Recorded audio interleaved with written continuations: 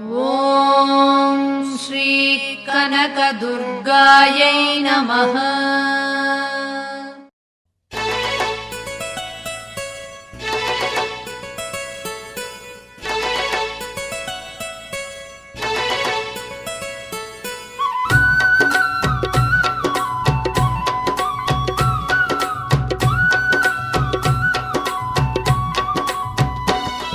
ఇది శ్రీలక్ష్మీ నరసింహుని సన్నిధి, నమ్మిన భక్తుల పాలిట ఇది ఏ పెన్నిది.